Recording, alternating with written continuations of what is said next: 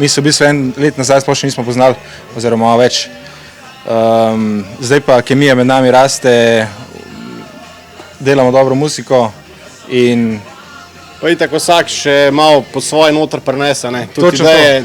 In pol pač tudi, če en malo manj začne pisati, začne drug, tako da zaenkrat nimamo lih krize s tem, no, hvala Bogu. Kaj želite sporočiti z vašim novim albumom Razgaljena? A ste mogoče s tem naslovom razgalili sebe? Tako, definitivno smo razgaljeni v prvi fazi svoje duše.